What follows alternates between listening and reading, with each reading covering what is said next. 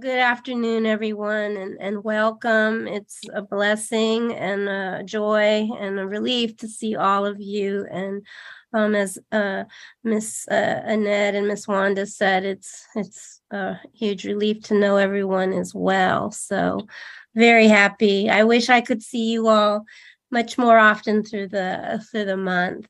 But thank you for joining. So I can actually give some updates. That I can talk about the items on the agenda for me.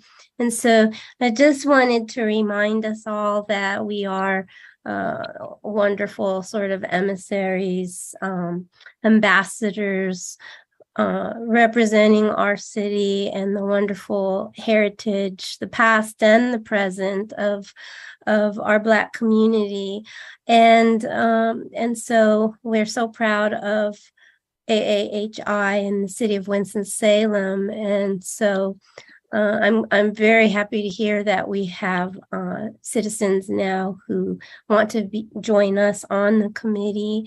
But I think we should all just keep spreading the word about who we are and what we do, because the more people that we engage and get on board with participating in some capacity, the better this will be in both the short term and the long term. And we think about our long-term goals of collecting rich material, histories, oral histories, pictures that no one else has collected, and then also writing our history of this city and however we deliver that down the line. So I have been asked in my capacity as a member here to return to Hickory in January. So I had a nice long conversation with some of the librarians. Their public library is very committed to social justice and equity, and they work with different groups. So Hickory's repertory company will be presenting Cadillac Crew, which is a wonderful play written by a young Black playwright. I think her name is Tori Sampson. She directed and wrote the play. It's on the early civil rights movement. It's about mainly Black women who were part of the civil rights movement in the early 60s. And so it was presented originally at Yale and has gone all over. So they have asked me to come and speak a couple of times and talk about just the erasure of Black women in all kinds of contexts, the way that the contributions of Black women are often hidden, even in the civil rights movement. So if you would, I would love for us to go and maybe have a panel discussion. They've invited me to go twice, so hopefully the weather will be good and we can get to Hickory safely. But as we try to recruit our own citizens and new committee members, we are also still working to, I think, show other communities the different ways that we can celebrate our history and just continue to build community. So I'm excited about that, but I really don't want to be the one woman show.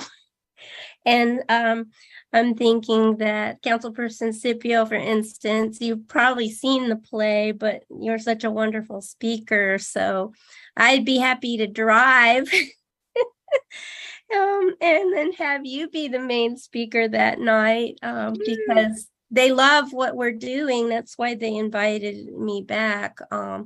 And I mentioned before that they're planning their Juneteenth activities next year around the way we've organized our collection, our subcommittees for collections. They liked the way that we broke ourselves into these different subgroups. And I believe, Councilperson Scipio, that was your vision. And so I love that they're modeling themselves after us.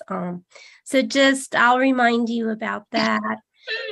But if you have ideas about what we can present, as a group from AAHI, then, and again, I'd rather have you all talk, and I can drive you there. I'd rather drive. And of course, we'll probably meet a lot of old TC alumni. That's what I learned when I went for Juneteenth, that there are people in Hickory that love Winston-Salem because they graduated from TC. And so they have fond memories of living here in Winston-Salem. And I didn't realize that we had those connections. So yes. Sorry, I didn't mean to cut you off. I'll say we'll talk about that later. Thank you. Thank you. Well, and then the service learning project is ongoing. What's wonderful. Excuse me, Chair Villa-Gomez. I'm sorry for interrupting. Yes, I'm sorry for interrupting. Did you want to go in the order on the agenda, which is we need to go back to roll call? That we need to do that. And we also had a request to allow the Historic Resources Commission to present early so that they could go on to their meeting that begins at 3:00. Oh, perfect. Yes, I am so sorry. I thought we would wait for roll call till after we had the quorum. So that's you have a quorum now. You have a okay, quorum perfect. now. Oh, I didn't even see that. Okay, wonderful. So thank you, Miss Allen Abraha. I love that name. Abraha was a great man of the past. So, so yes, if Miss Jamie could call roll, that would be wonderful. Sure. Dr. Cynthia Villa-Gomez, Chair. Present. Mr. Robert Dura. Mr. William Fulton. Here. Mr. Donald Scales. Miss Beverly Williams. And Miss Annette Wilson. Present. Thank you. Excellent. Thank you. So is there a discussion of our September minutes?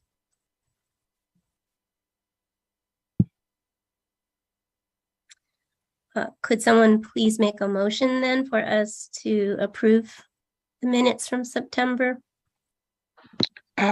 Annette Wilson, I move that we accept the minutes from September's meeting. I second it. Thank you. And Ms. Waldeck, I believe we need to. Yes, Dr. Cynthia Villa-Gomez. Approve. Dr. Robert Dura, Mr. Robert Dura.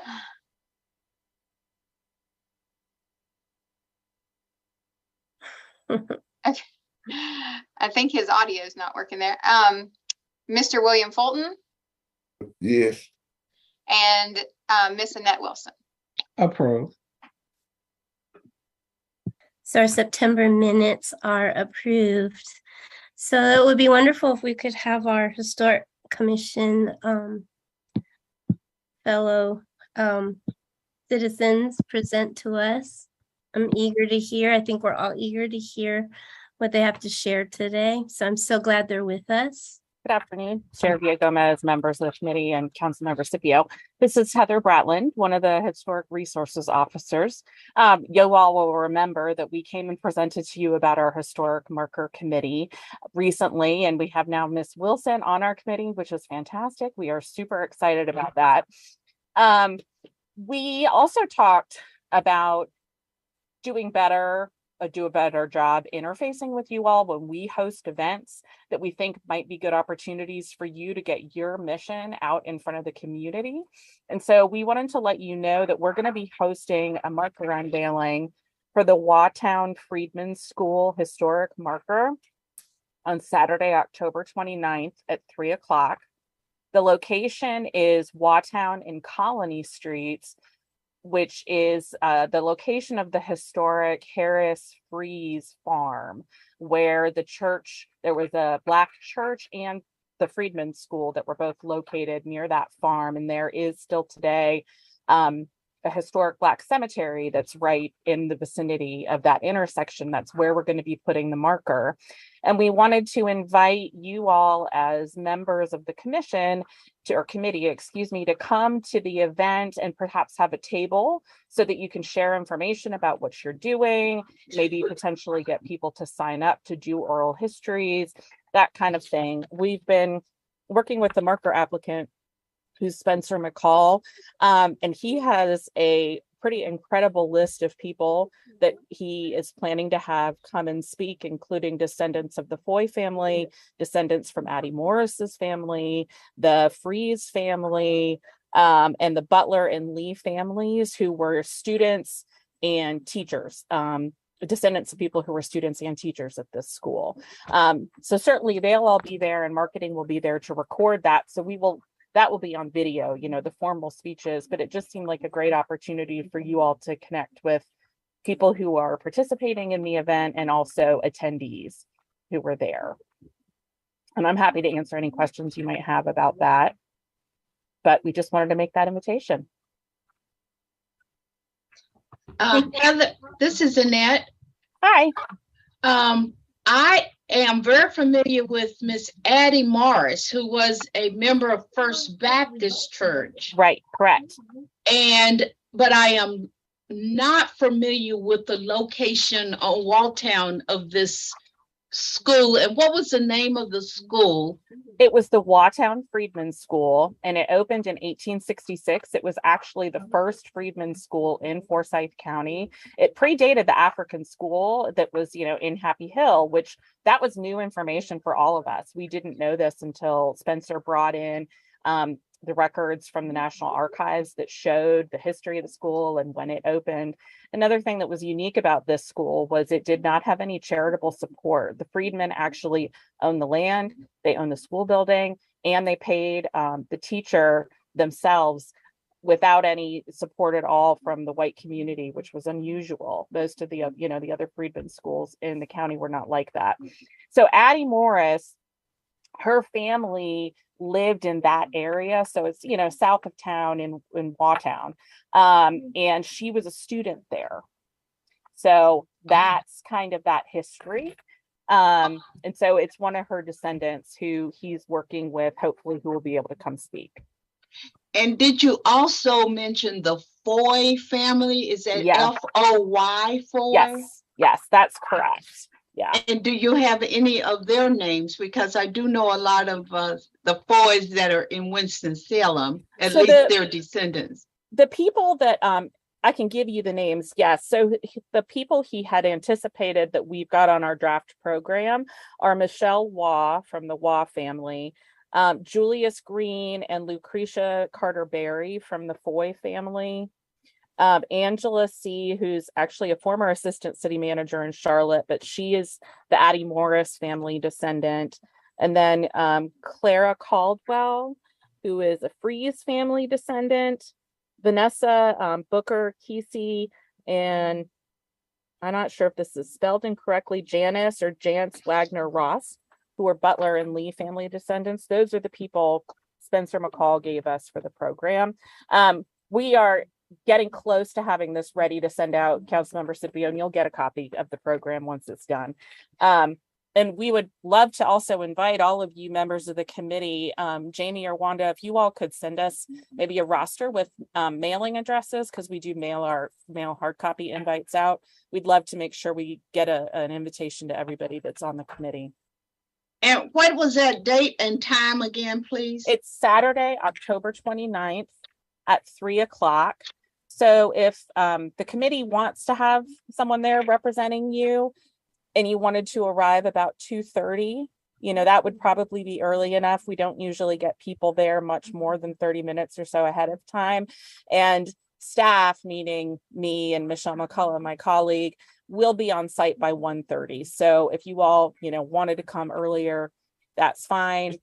We can arrange also to, you know, get chairs and a table. We just need to you all to tell us we're planning to come, and then we'll help make the logistics happen. Thank you, Heather. No, I'm committed, you know, long term to trying to be there anytime you have a new marker being celebrated. I can't make it, unfortunately, this month because my goddaughter is getting married in San Diego. So that particular Saturday, I'll be back in San Diego. But moving forward, if you give us, good notice, then I can certainly try to be there to represent us, and hopefully we can always have a few people. I know at Juneteenth, Miss Beverly and Miss Annette and I think we were a great team, and it was a lot of fun to just be there and meet people. So I know that these events, as they come up, will be wonderful opportunities to engage and hopefully get a few oral histories each time. That would, yeah, I think it's a great opportunity for sharing. Yes. So I don't know if I know not all your committee members are here, but maybe Wanda, if anybody follows up with you and indicates, that they would like to come and represent the committee, then just be in touch and let me know, and we'll help make sure that we have the logistics necessary. This is really important. I'd like make sure that I get an invitation. Yes. So I can share it with First Baptist, because I go there, and okay. We have discovered Miss Addie Morris's grave. She's buried out at Oak Grove Baptist Church, and we have discovered it. And interesting. Yeah. I don't think we knew that, but I'll make sure that we record that information in our files so we have it. And yes, I'd be happy to mail out invitations to everybody who's on the committee. They should be going out probably early next week. Thank you for the time. We appreciate it. Thank you so much, Heather. Bye. Bye. And then another thing that we might be able to do is actually have some of the student interns join, because that would be great to have the young people meeting the elders. So that so if we're given good notice, then I can try to arrange that as well. And so I'll now finish off my items. I just wanted you to know that our interns are working as wonderful busy bees. They're all very passionate about all the different types of research and writing they've been doing on behalf of AAHI. So the great thing now is that we have one intern, Kristen, she's going into, this is her second year working on AAHI, and then we have 4 others who were really immersed in everything about Black Winston-Salem over the spring. So they're working as well. And so we've kind of anchored this semester's work in looking at early business and economic development in our community, really through the lens of Dr. Simon Green Adkins, because at WSSU we have most of his papers. And so that's the anchor. And, as we're doing the research to help the students contextualize his papers, we're thinking about his kind of vision as a Christian, how that really defined what he does. And so we're not going to privilege AME Zion, but we're kind of starting there. And so, Mr. Dura, you're our church person, and you're a great writer, and you're a trained historian. So I would love for you to possibly join us in what we'll do. But if there's any evidence that any of you have from your churches or church affiliates, because I know the city wants us to really write this reparative justice history on how so much of what we had was destroyed by urban renewal and redlining. We still want to celebrate what we had. So that's why we're really starting with this kind of business and economic outlook this semester. But, this isn't a WSSU only project. So yes, we're working but we want all of us to be involved. And if you have an idea of where you want us to go, you have an anchor that you think is important for us to put down, then we can do that. And of course, next semester, we'll have all of the same interns. So they'll be very, very well developed as researchers and writers. And that leads me to the last thing. So we had the Mellon grant proposal that Mackenzie, our intern over the summer, worked on. And as a midterm project, I assigned 2 of our strongest researchers and writers to take a look, since they were really so involved in the research and writing in the spring. So they're making revisions. I have their revisions and suggestions. And so if we want to go ahead and try to submit tomorrow, we can. But the other thing is, I want us to recognize that the students are now getting this really wonderful experience in how a grant proposal process works, and they paid attention to what the Mellon reviewer had to say. And so we might explore collectively, the city staff and this whole committee, of other grants. And then we would have all these students working throughout next semester. And I think that more that we could get involved, the stronger the proposal could be at the very end. So, so that's where we are right now. Thank you.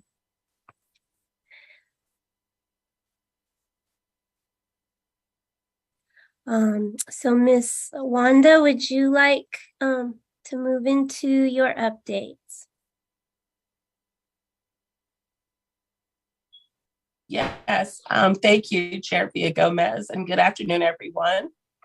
My apologies. I hope you can understand me.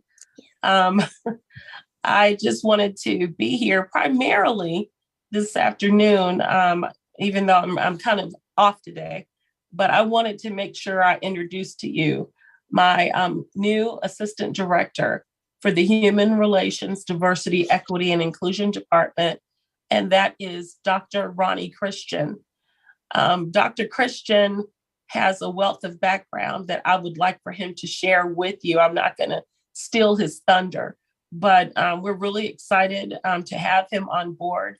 It has been a long time coming now that the staff has grown significantly and our duties have significantly increased. It is certainly very timely to have him and his expertise to help us get through what we're about to go through with all of these new and exciting duties that we have.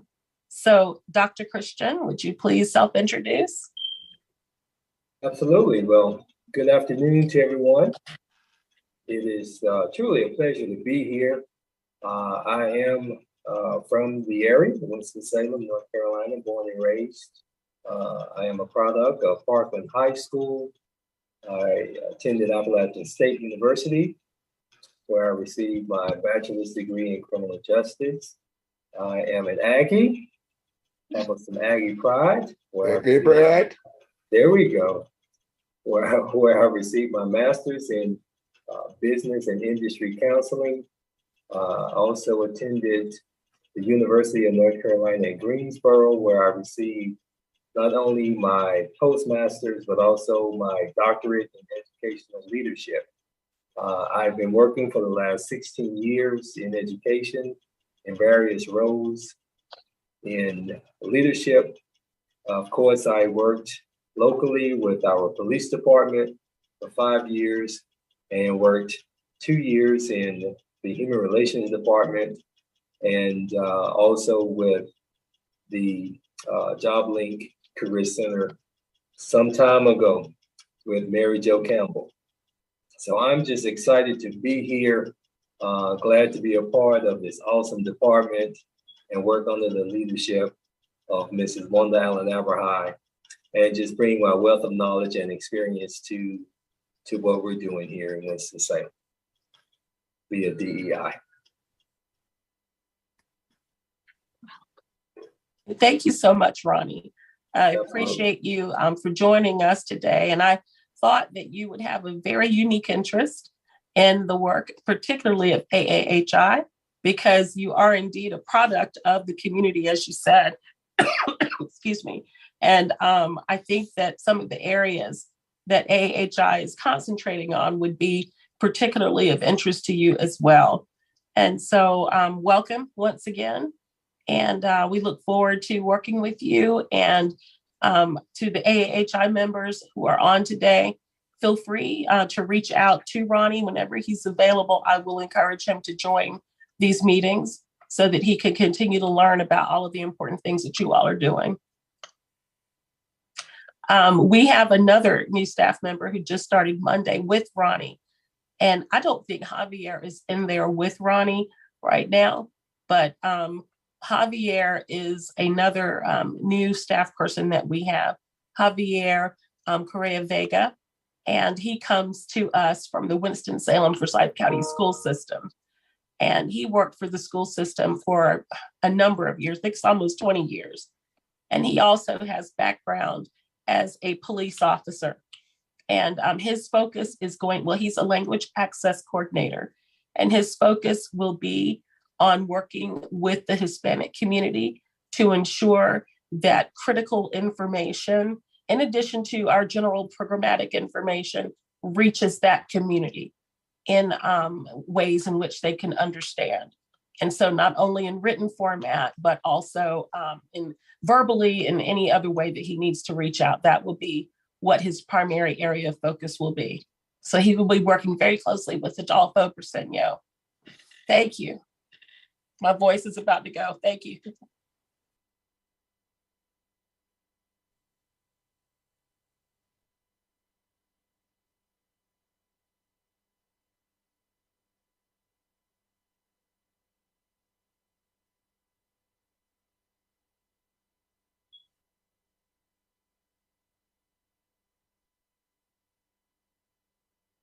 Chair Villa Gomez, if you've been speaking, you're on mute.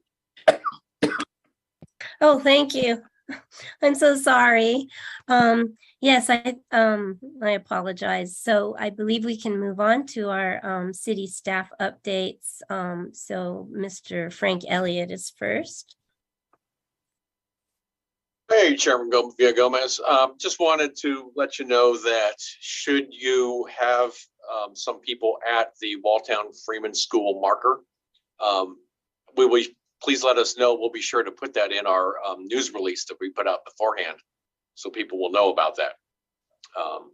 And also, I'm happy to tell you that come October 17th, we will have a new deputy director on board. Her name is Mary Junka, and some of you who are longtime journal readers will remember she used to be a columnist and reporter for the Journal. She's done some pretty good things since then, and I'm very excited to be getting her. I have not yet decided what I'm going to shift off onto her vis-a-vis AAHI, but I'll certainly have her sit in on the next meeting so y'all can meet her. And Chair Villa Gomez, you're muted again. I'll just blame it on grading. We're in midterm, so I'm not getting a lot of sleep.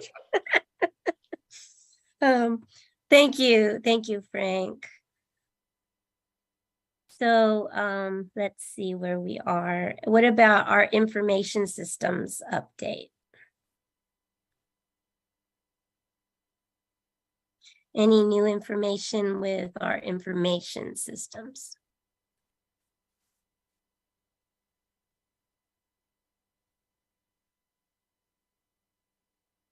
Madam Chair, I do have a question. Yes, ma'am. I haven't been on this call in a couple of months, so I just needed an update. Are we now connected to Digital North Carolina or not?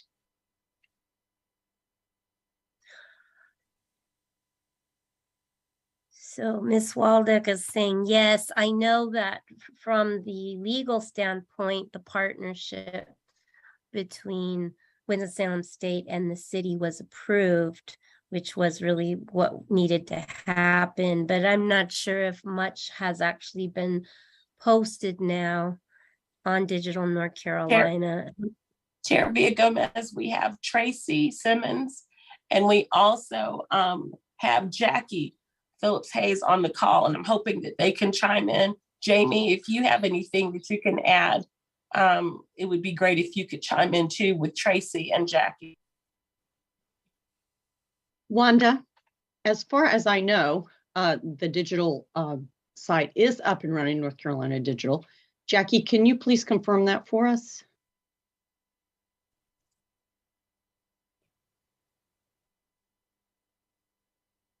Were you able to hear me? Yes, Tracy. Okay.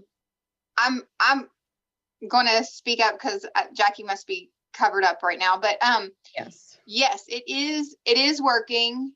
We have linked from our site where we're able to submit everything over to Digital NC. There are a few things that are showing up currently. And then we just have a small amount at the moment. So once we're ready to do like bulk uploads and stuff, we do have the process working. We do have a link on Digital NC that has our logo on it. All of that is up and running. And do we need to update our city website to state that we're connected to Digital North Carolina and through Winston-Salem State? I mean, have we put that on our website so people understand the depth of what we've done? As far as I know, we haven't. I'm sorry, Tracy. Yeah, I'm not certain that we have either. I'd like Frank Elliott to either confirm that we have or have not. I have not done anything with the website in a while. If you let us know what we need to do to it, we'll bring it up to date. I just don't know if legally I think it's a good thing to do. I don't know if there are legal things that we must do in the partnership, and to the extent that Winston-Salem State's logo needs to be there because of they're our partner to Digital North Carolina. I just think it's a good thing to do. I don't know exactly all of what we need to do though. And one thing that I can do with our interns, because I have 2 separate meetings each week, we can actually go to Digital North Carolina and just start to see what it's like to move into our material and see how they have us listed. So I'll make sure to assign that to the interns, and I can come back with information in our November meeting on that.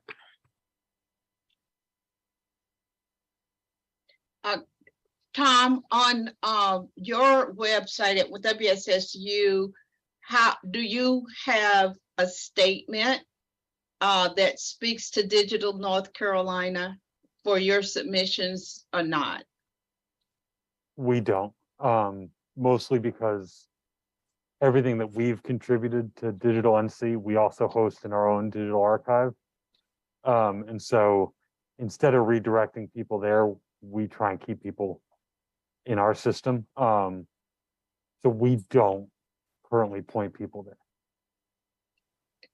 So I guess I'm asking, the committee may need to have a discussion on how you like to show the link to the connection to Winston-Salem State University and what we need to tell the public. I think that's something that needs to be discussed because of that.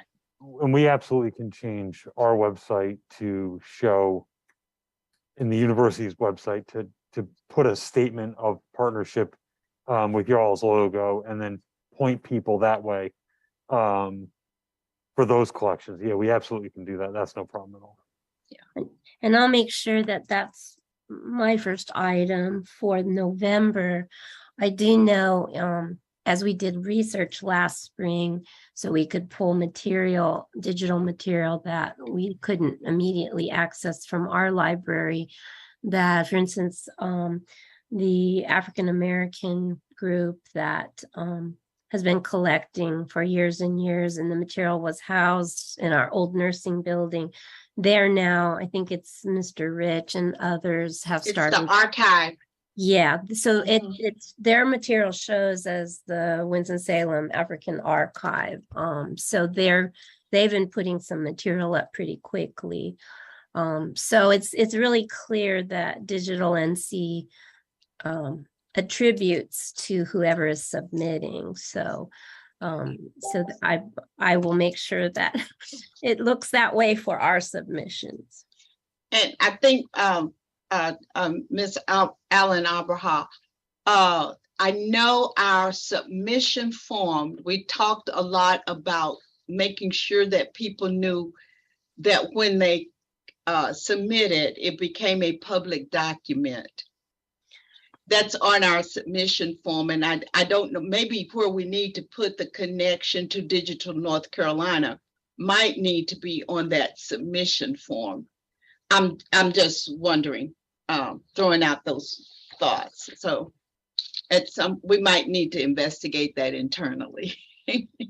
Yeah, I'm wondering if maybe what we just really need to do is have a not a disclaimer, but a advisory that the material submitted is stored on that Digital North Carolina site, but it's not otherwise really affecting our intake process, is it?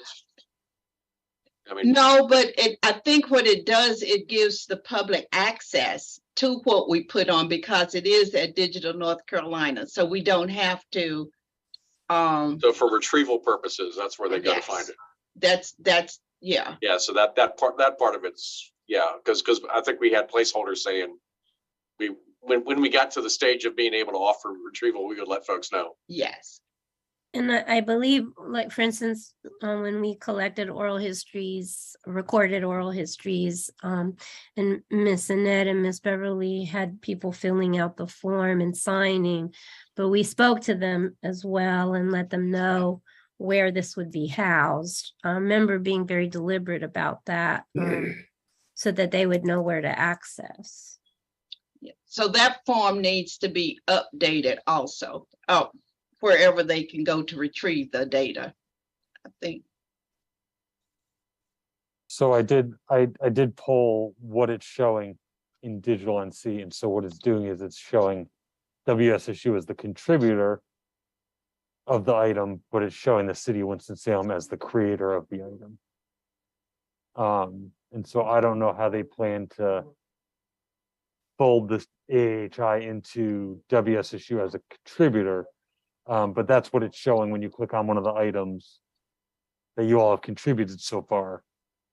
It's shown the city as the creator and then us as the contributor. Okay. Councilmember Scipio, do you mind repeating your questions, your legally related questions? We now have Assistant City Attorney Keisha Redd on with us. Oh, hi there. Oh, hi there, Miss Keisha. How are you today? I'm fine, thank you. Great. My concerns was now that we're connected to Digital North Carolina, so things get submitted and they go to Digital North Carolina, and then also Digital North Carolina then allows the public to absolutely see what's there. And we have that partnership now with Winston-Salem State, using them as our partner. My concern was, should that be on our website? Should it be on the submission form as to where the documents are actually being stored and can be retrieved? You know, we have a thing about anything that is submitted through the website, through AAHI as a public document. So do we need to inform the public of our relationship with WSSU that gets us to Digital North Carolina? Okay. And this may be an IT related question, but my understanding was that the point of going with Digital NC was because the city did not have the capacity to scan, store, sort, catalog, etc. So once the Digital NC, AAHI, WSSU collaboration came online, I don't know that the intention was for the city to continue to house and collect things. I think it was that we were anticipating we would do this until we got either an internal hosting infrastructure or until we partnered with an external partner to do that for us. I certainly don't want to speak for anyone in IT, but that was my understanding, is that we were kind of a temporary repository. So to that effect, I think it would be more prudent to direct people to Digital NC or to whatever, because and Wanda, Jamie, correct me if I'm misremembering, but that collaboration with Digital NC also created opportunities for community scanning, sorting, for people to bring stuff in, so we would not have to hold it until we had enough to do that ourselves. So, and please correct me if I'm misunderstanding, Wanda or Jamie or Tom, Thomas. I thought we would still host our site where people can upload pictures and things through the city website. We would still do that, and then, but when it gets uploaded, it goes through Digital North Carolina and not on our own database. Like I said, that may be an IT question, because I feel like that may be redundant, but I don't know, because I don't know the IT part of it. And I don't want to say that one can completely replace the other if that's not the case. So it may be prudent for me to get with some of the folks in IT and try to get that worked out. But because my understanding is, I don't think that we would need to do that. I mean, we certainly could, but we would just be holding it until we gave it to Digital NC. We really wouldn't hold it. It automatically goes to Digital North Carolina. Right. So then we would just be a pass-through. Yeah. So, but should we tell the public that's what's happening and let them know that it's going to Digital North Carolina and not just staying at the city? I mean, as I said, we certainly could do that. We certainly could, or we could just send them to Digital NC. Like, and I don't know from an IT perspective, which is more preferable. Because this is Tracy from IT. Jackie is on the line. She was the project manager for this. I'm going to let Jackie respond, Keisha, to what you're speaking to. Jackie? Yes. Can you hear me? Yes. So we do have it currently set up so that people can still submit items and digital information through our website. It goes into a repository on our end, and then we use an secured FTP site to have that information sent. I believe Jamie's the one. Are you the one that sends it from once we go through it, make sure it's appropriate? And our committee here has looked through everything. She sends it through a secured FTP site to Digital NC. So everything is coming through us first and being submitted to us first, because we do want members of this committee and people that are aware of Winston-Salem to go through that and make sure that it's appropriate, because they could submit anything and Digital NC would not know that. So we do have someone here putting eyes on it and viewing it before we submit it to Digital NC, and then they are taking the time to post it and put it onto their website. Now that's for digital items. We're also still accepting physical items too. But whenever they submit the physical item, they should be aware about the form that we are not getting that back. They're not getting that back from us. So I don't know if your team is scanning those yet or not, or if we're sending them to Digital NC to scan. If they get any physical items, photos or anything. So we have the equipment through our grant with the Winston-Salem Foundation to be able to do all of that, the scanning, our oral histories and all of that. Our process is that we submit it through the submission that RIS built. And then we approve it through that. And that whole submission just goes through the cloud somewhere and it lands on Digital NC, where we get to look at it on their beautiful website. During their process, they get what we have. They go through a very extensive process where they make sure that we are not uploading something that's already on their website. So sometimes we might have somebody that'll give us an article and they already have it on there. So that will not show up on our archive so it'll get kind of thrown back. And they went through that process with us the first month that they got submissions from us, to let us know that I think about 4 or 5 of our submissions were not viable because either the scanning was bad, or they already had it on their site somewhere else.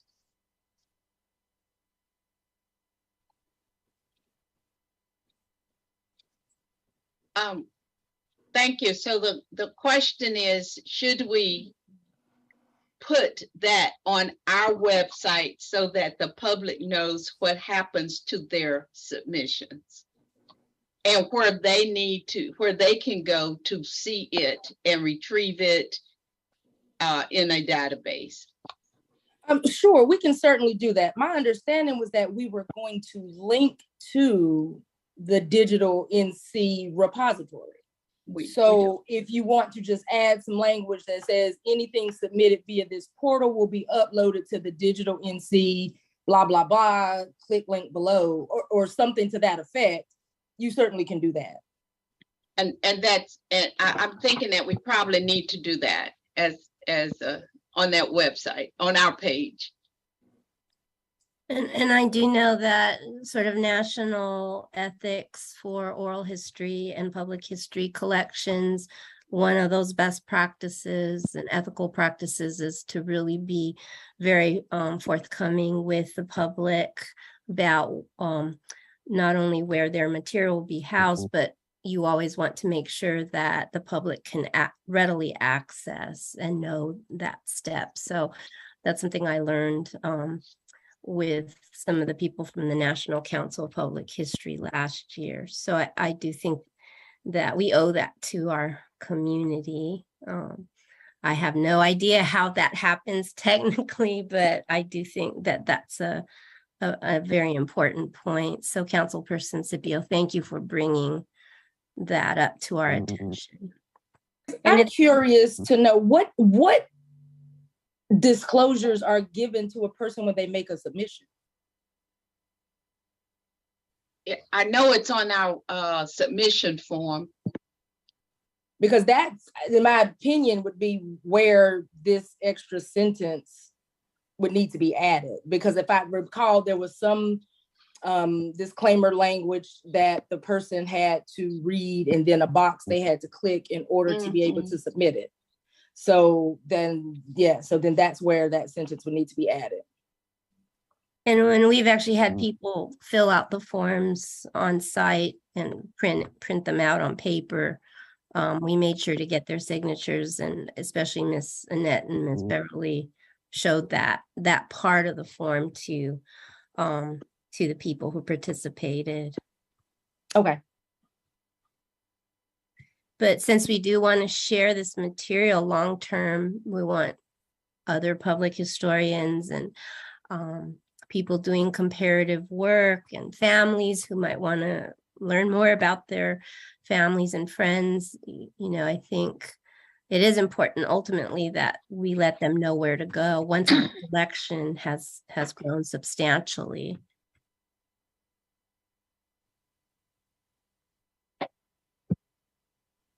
Well, thank you for the updates from our city and staff.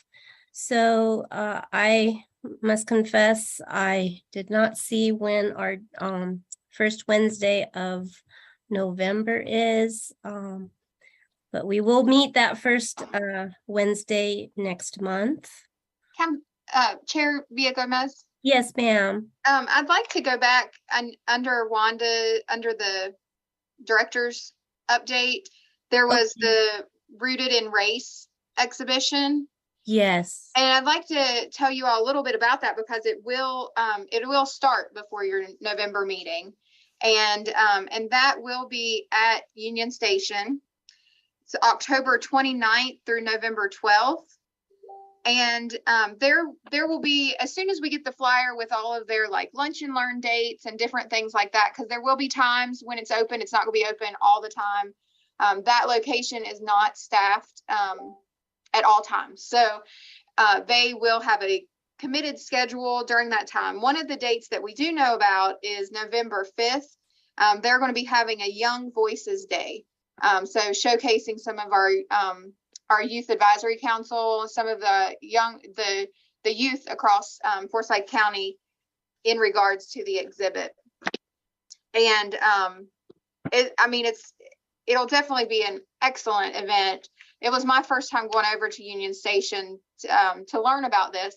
And I know I'm very excited about it and the opportunity for the community to really go in there and see the exhibit come to life, because it's currently a website exhibit, online exhibit.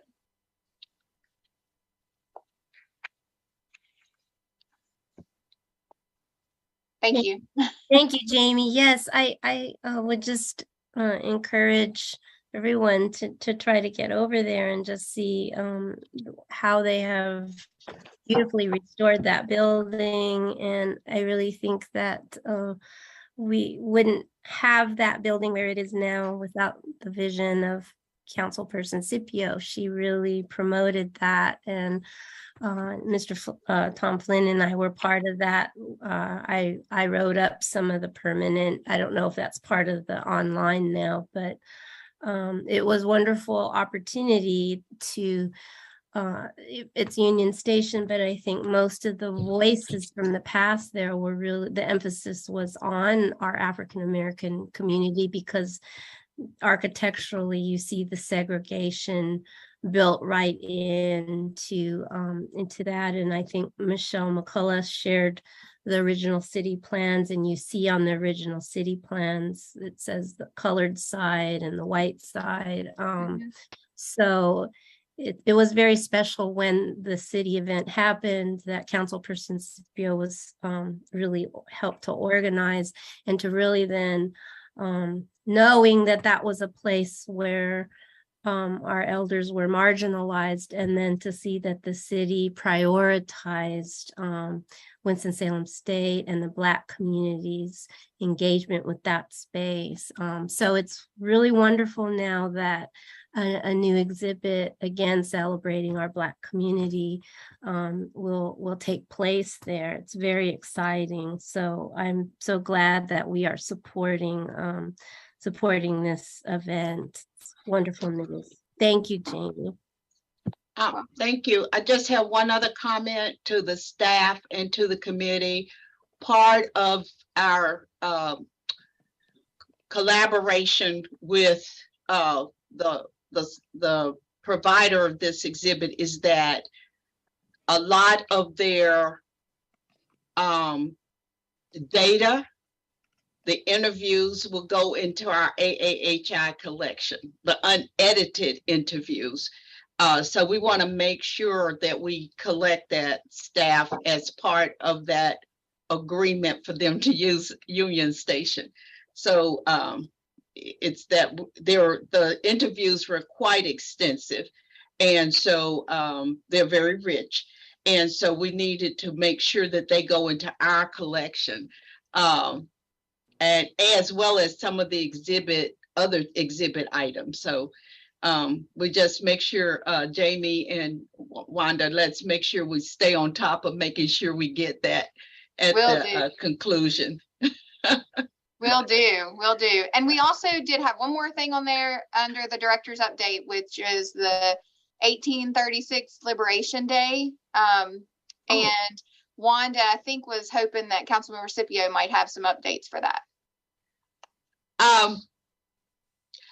1836, October 30th, 1836, 17 slaves on the Frederick Schumann plantation in Happy Hill were emancipated and they left on October 30th, 1836 for Liberia, West Africa. I don't have all the details, but I'm working with the Liberian Association that we will plan a large celebration, an International Liberation Day celebration next year in 2023. That's just the concept at this point. But I think that we have to be thoughtful about how we celebrate that event that was 27 years before the Civil War. Somehow that seems magnificent. And we've now continued the connections between Winston-Salem and Liberia, that a lasting connection has been made. So I will share more with you, because I would love for some of your committee members to be part of the planning, the celebration of that. It's also around the time of our international festival, right, in October. So trying to do something more on the international level, but make sure the focus is where it should be. It started in the African American community in Happy Hill.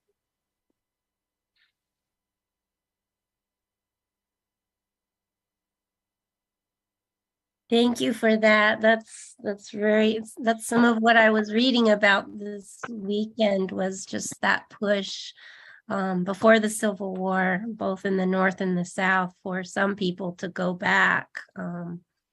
And so it's so great that we have that local history. It's incredible. If we can find more evidence, that's something that I would be happy to work with and have the students look at too as we plan. We have a year to plan, so. Yes. And the good news is that the Moravians were very good at documenting everything that happened under their rule of government, the church being the keeper of so many records. I mean, they even documented how the farms were laid out and what rows had what plants on them. And so the records actually showed the date, the love feast that happened. It didn't talk about why. Why is not as significant is that it did happen because Dr. Schumann could have sold his slaves, but he chose not to. He chose to emancipate them. I think he was, when you read the records, I think he was a little bit of a rascal.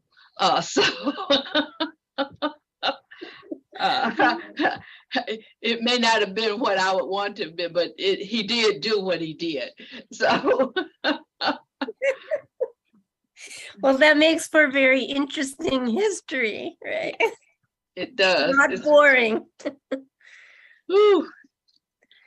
And it could be interesting to compare that to what was going on in the North, because many of the freed people in the North at this time who were working for abolition were actually against repatriating people, because they felt that racists over on this side were using the recolonization as an excuse to marginalize Black people. So there were some tensions apparently, but we might not have had those tensions here in our city. I will send you the documentation that I received from Salem. There was a group from the North, American Colonization Society, that actually created Liberia for freed slaves. So this history is fascinating in many ways, and why they did what they did. Again, it wasn't always out of pure love for us. Sometimes it was another purpose. But I think this history is so important to bring up and to celebrate and to live by it. And we all need to know it, just like Across the Creek exhibit that was done in Old Salem. Just as the Rooted exhibition is being done. There's so much of our culture and our history that we never wrote about, talked about until somebody did the research and found the things that were there. And they did happen. So AAHI, you're on the cutting edge of really documenting and bringing forth the memories of people for the future. It's not for us today, it really is for 50 years from now. Someone's gonna look back and say, what did all these people say? What were they saying? Why was that? So it's very important that we get as many people to share their memories before they pass on, and people are passing on more and more now. So I just want to encourage you to do that. Yes, and Councilmember Scipio, you've taught me a lot of times what was going on everywhere else wasn't necessarily going on here, because there were some interesting relationships between white and Black people that might not have, those dynamics might not have always played out other places. So that's another reason for us to celebrate what our ancestors accomplished and to keep that going. And I in the classroom try to constantly inspire students to remember this. If you just read what our elders wrote, what they were writing 100 years ago, the way they could write and their knowledge of the world, it's really humbling. And many of these people were runaway slaves, but they freed themselves and they educated themselves. And I don't know if I've ever read one doctoral dissertation that's more beautifully written than some of what I read this weekend. It's quite inspiring. So not everybody wants to read like that, but we can, as our group can do, is to share the stories and encourage people then to learn more on their own. So thank you for sharing that. I know that we're almost an hour and a half in, so I didn't have a chance to check for next month yet. Does anyone know what that first Wednesday in November looks like? November the 2nd. Thank you. So we will meet again on November 2nd at 2 p.m. as always. Are there any other little historical memories that people would like to share, or any other action items before we bring our meeting to a close? I just have a question. When I went to the link that was put in the chat to take us to our connection on Digital NC, it showed programs, not necessarily, I saw the 2 interviews. And so is that something we should be encouraging people to submit, or like, for instance, souvenir journals from reunions and that type of thing? Yeah, all of that's good. Okay, all right, thank you. Miss Annette, can I ask you a question? Did your church submit that grant application? We submitted the letter of intent, and we should know something by October 14th. Okay, thank you. Mm-hmm. I was just Whether wondering we get to what go had happened. to the next phase, yeah. Okay. Are there any other memories or questions before we adjourn today?